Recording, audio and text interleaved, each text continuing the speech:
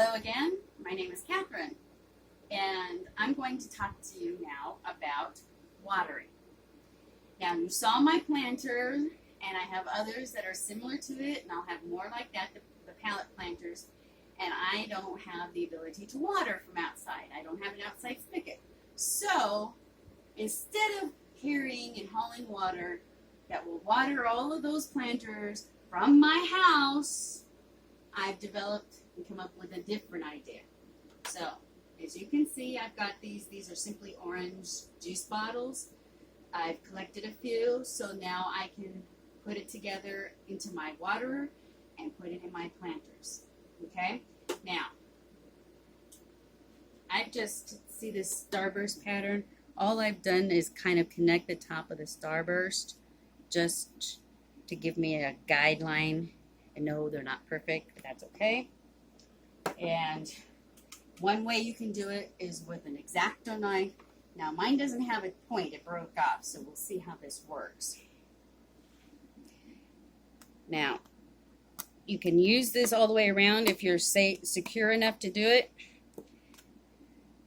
But as you can see, it's hard to control. Did you see how I went way off over here? And I want this cut here. So I would not, even though it would be usable still, I would consider this a partial fail. So now that I've got a spot going, let's see if I can get my scissors in there. These are my kitchen scissors.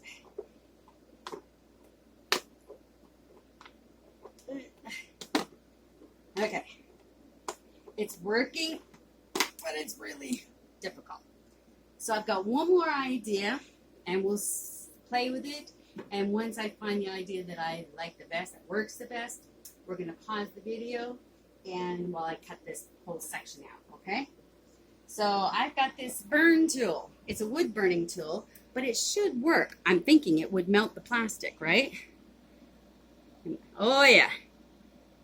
Oh, that's beautiful.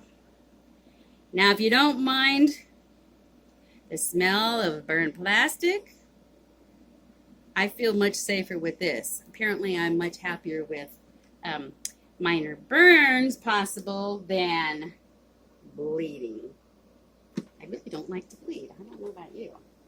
So we're going to pause this video while I work my way around here to get this out. All right? So we'll see you on the flip side. I love this way of doing it. It's a little warm and it stinks. You can see the plastic on there. But if you look at this, we're almost at the end. You get a perfectly smooth, whoops, cut and no jagged edges. Simple, easy peasy. I love it. And there you have it. It's off. Wait till it cools a second before you try to pull it out. Voila! Now, the next thing we're going to do is turn this off so I don't get burned. Okay. Ooh, that stinks. I'm going to hang it right here and hopefully it doesn't burn anything. I'm going to take the lid off. My cutting board right here, and I'm going to do this side of the lid, okay? It doesn't really matter. You could do it from the other side. But now, you don't want too many holes because you want a slow drip. So I'm going to start with 2, and then we'll test it, okay?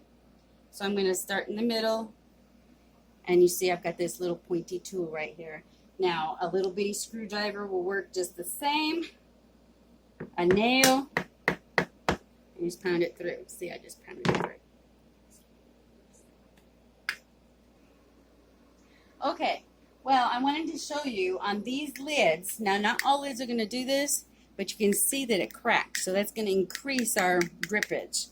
So I'm going to try the burn tool again and see how that works. And I'm just going to make one more hole because we do have the crack right there. Let's see how it works. I don't want it too big, but I do want it to go through. Okay, it's through. No cracking. I like it. This is my new favorite friend. Okay, so I'm going to leave it with just the 2 and the crack. I want to talk to you about inside. I've got these washcloths, and you can get a package of these washcloths for about $5 at Walmart. And I cut them in half, as you can see, and I did it folded, and it was a little difficult, so you may want to open it. It doesn't have to be perfect. And what I do is I just jam it right down into the neck, right here, before I put my lid on. It makes the water go even slower. Okay, so now we're going to pause, and we're going to get ready to test it. Okay? Okay, we're back. So I've put the towel in there, and I put the lid on with the little holes, and we're going to see how, we're going to test it to see if it's got a good drip. So I've got this pitcher of water, and I'm just going to put it in here and see how we do. That's a little bit fast, so maybe I'll add in more washcloth, because you just want a drip. So let's pause it, and I'm going to dump out this water and try another washcloth in there. Okay, this is what I've done. I put the whole washcloth in there, and as you can see, it's slowed down the drip quite a bit.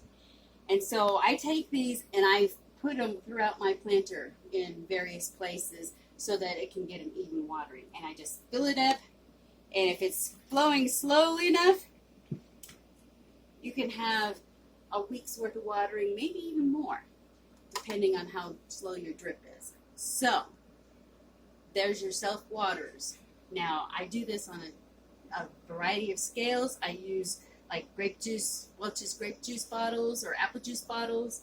They're smaller, and I do the same thing with smaller planters, and we'll show you that another time. So, I'm Catherine, and I'm the Hipster Gardener. You have a great day.